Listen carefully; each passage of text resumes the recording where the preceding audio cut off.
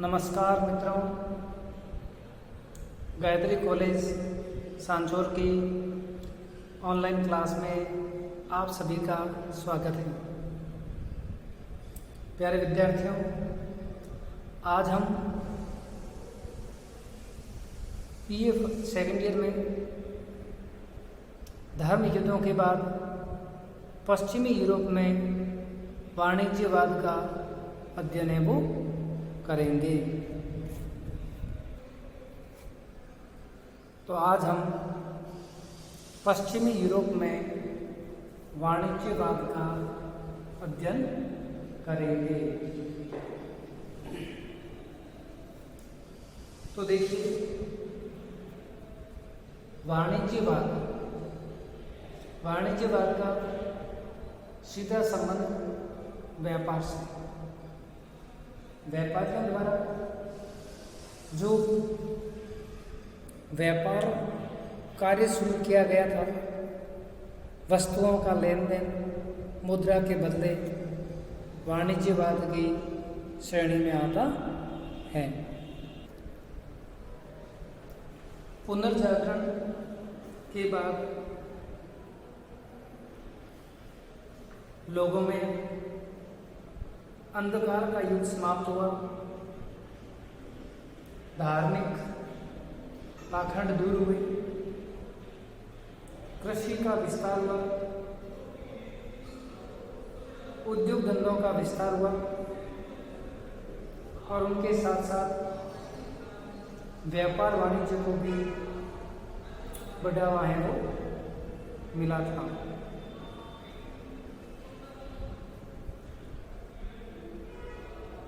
उस समय वाणिज्यवाद के लिए, व्यापार व्यवसाय के लिए कई समुद्री यात्राएं हुई थी। समुद्री यात्राओं व माल के आदान प्रदान के दौरान कई तरह की समस्याएं आती थी, जिनमें व्यापारिक मार्गों की सुरक्षा, स्थल मार्ग पर डाकुओं का भय और समुद्री लुटेरों का आतंक। सामंत लोग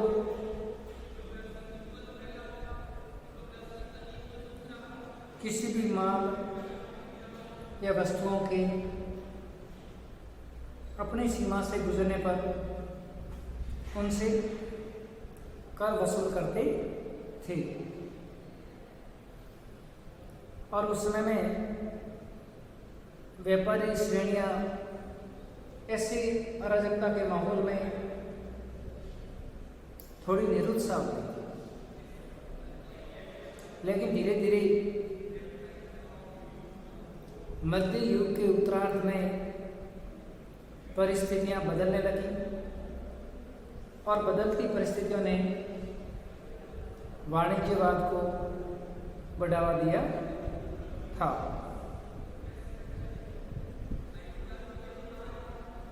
वाणिज्यवाद में भौगोलिक खोजों का महत्वपूर्ण योगदान माना जा सकता है, क्योंकि जो भौगोलिक खोजें आरंभ हुई, यूरोप के विभिन्न देशों के जहाजी बेड़े अपने अपने जहाजी बेड़ों के साथ नई दुनिया की खोज के लिए रवाना हुए और अज्ञात महाद्वीपों के संपर्क में यूरोपवासी आए और नए नए मार्गों का वो विकास किया था।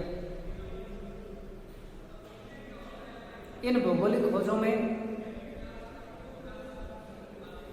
यूरोप के अग्रणी देश स्पेन और पुर्तगाल को मान सकते हैं, जिन्होंने अमेरिका की खोज की और वहाँ से अपनी आवश्यकता के अनुसार अथाह धन संपदा प्राप्त की थी। बाद में अमेरिका की धरती पर कई यूरोपीय उपनिवेश स्थापित भी किए गए थे और इन यूरोपीय देशों ने अपने उपनिवेशों से प्राकृतिक साधनों का दोहन किया और अपने व्यापार को बढ़ावा दिया था। राष्ट्र राज्यों की औपनिवेशिक नीतियों ने व्यापारियों के हितों को सुरक्षित किया और व्यापारिक क्रांति का मार्ग प्रशस्त किया था। वास्को डी गामा ने यूरोप से भारत का जलमार्ग खोजा और वह 1498 ईस्वी में पहली बार भारत की सरजमी पर कालीकट आया और भारत के साथ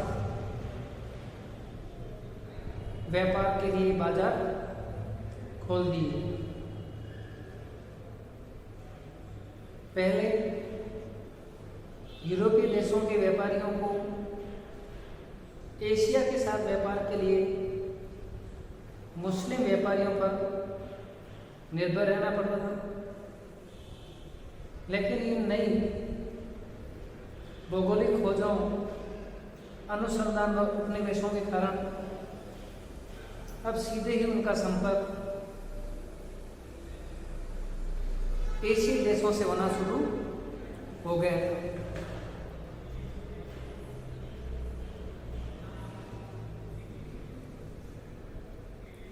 धन संग्रह के लिए कंपनियां खुलने लगी, बैंकें खुलने लगी और जो संपन्न व धनाढ्य परिवार थे वे उनमें निवेश भी करने लग गए थे और इसका परिणाम ये निकला कि व्यापार वाणिज्य का क्षेत्र है वो अत्यधिक व्यापक हो गया। व्यापार वाणिज्य है वो विस्तृत हो गया और इसमें विश्व के कई देशों के साथ उनका संपर्क शुरू हो गया और उनके संपर्क व व्यापार के कारण पूरे विश्व में व्यापारिक क्रांति व वाणिज्यवाद को बढ़ावा मिला था।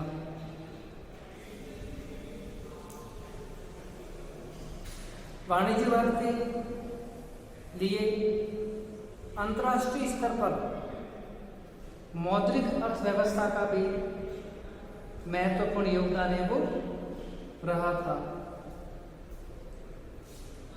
क्योंकि 16वीं एवं 17वीं शताब्दियों में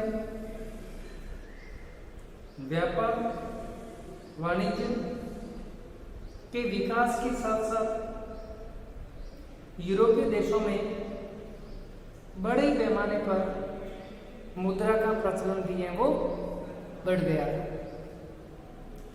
यूरोपीय देशों में मुद्रा के आने से व्यापार सुगम हुआ। विभिन्न प्रकार के वस्तुओं को खरीदने के बदले उसका भुगतान अब मुद्राओं से किया जाने लगा था। ऋण व्यवस्था को व्यापक बनाया गया, विस्तृत किया गया और सुगम बनाने का प्रयास है वो किया था तथा लेन देन के मामलों में हुंडी जिसे अपन कह सकते हैं ड्राफ्ट, ठीक है, उस समय में हुंडी यानी ड्राफ्ट प्रचलित था। ऋण पत्र, लेटर्स ऑफ क्रेडिट, जिनसे उनको ऋण भी प्राप्त हो सकता था। और इसके अलावा विनिमय पत्रों को भी मान्यता मिली थी।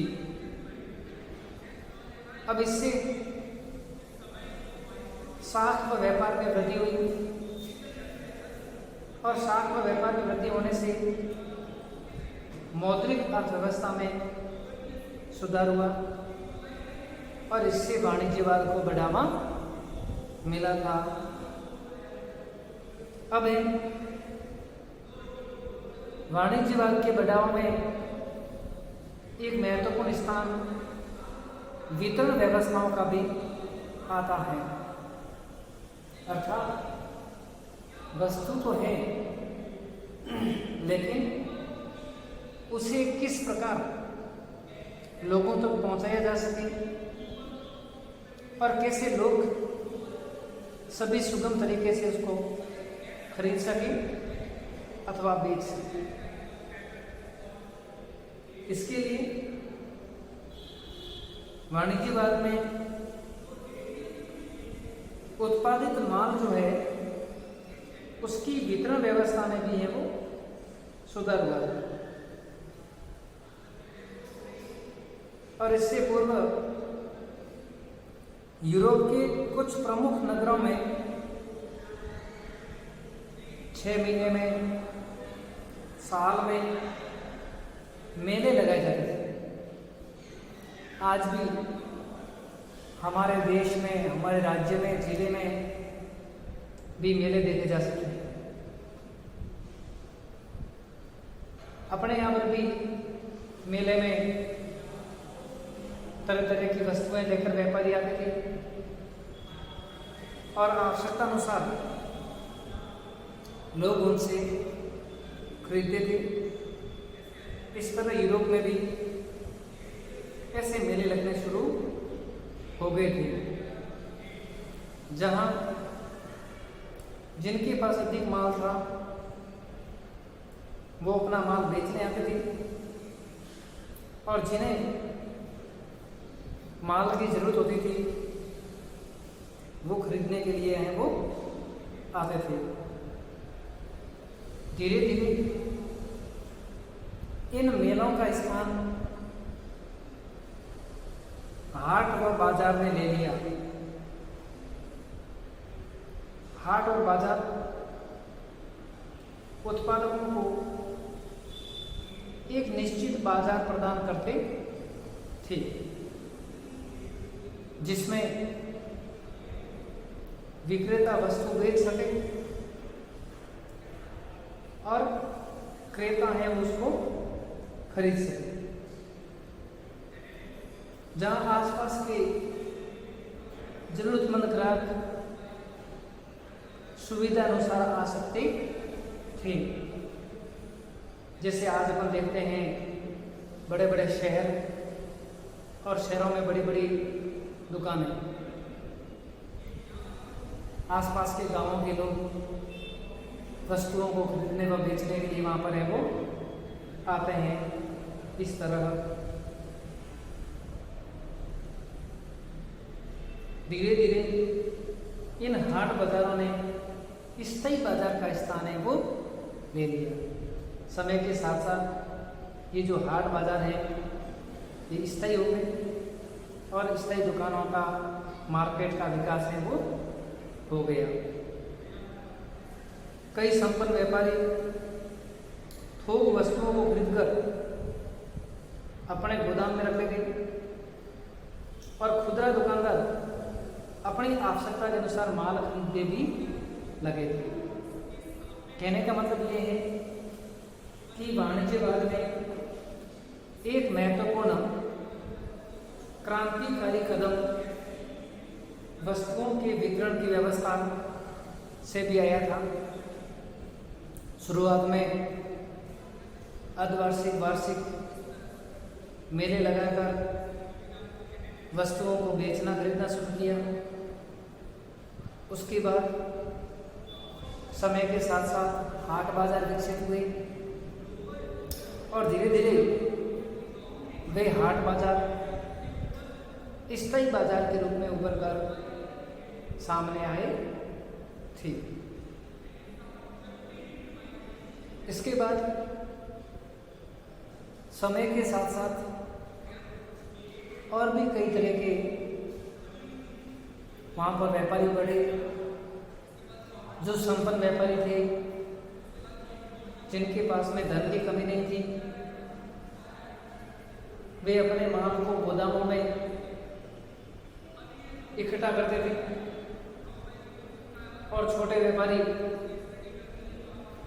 अपने व्यापार के अनुसार उनसे वस्तुएं खरीदकर बेचते थे।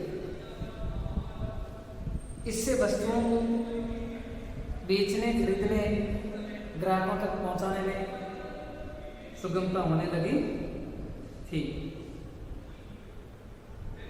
इससे कई लोगों को रोजगार भी मिलना शुरू हो गया था। अब यूरोप में वाणिज्यवाद के विकास में संचार साधनों का भी महत्वपूर्ण योगदान है वो रहा था। जैसे जैसे व्यापार का क्षेत्र विस्तृत होता गया, संचार साधनों को उन्नत बनाने की ओर ध्यान दिया जाने लगा, जिससे व्यापारिक गतिविधियां, भाव और सामान के स्टॉक की भी जानकारी है वो मिल सके। और इसमें सर्वप्रथम डाक सेवाओं को देखा जा सकता है। 1500 ईस्वी तक इंग्लैंड, फ्रांस और स्पेन में सरकारी डाक सेवाएं शुरू हो चुकी थी और 1600 ईस्वी तक यूरोप के लगभग सभी नगर डाक सेवा से जुड़ गए थे। अब डाक सेवा के माध्यम से, पत्रों के माध्यम से व्यापारी अपना जो माल खरीदना बेचना उसको वो सुगम कर सकते थे। इससे व्यापार वाणिज्य को बल मिला और जब 17वीं सदी में अखबारों का प्रचलन हो गया, इसके साथ साथ व्यापार और भी बढ़ गया और इन सुविधाओं के विकास ने व्यापार व वाणिज्य को बढ़ावा दिया था। इसके अलावा व्यापार व वाणिज्य में परिवहन सेवाओं का भी योगदान कम नहीं मान सकते। संचार साधनों में सुधार के परिणाम स्वरूप यूरोप के कई नगर जो सुदूर थे वे अब पास पास आ गए। परिवहन साधनों के विकास के कारण अब वे नजदीक पहुंच गए और वस्तुओं को सही समय पर गंतव्य स्थान पर पहुंचाने में सफल हो गए। वर्षा और शीत ऋतु में जब हिमपात के दौरान यातायात अस्त व्यस्त हो जाता, वे इस खराब सड़कें और भारवाही पशु के माध्यम से भी व्यापार किया जाता, व्यापार में वस्तुओं का आदान प्रदान किया जाता था। समय के साथ साथ समुद्री व्यापार में वृद्धि हुई, उन्नत किस्म के जहाज बने, जहाजों में रेफ्रिजरेटर लगे और इसके कारण व्यापार को अत्यधिक बड़ा वाहन को मिला था और व्यापार अत्यधिक बड़ा भी था। धन्यवाद।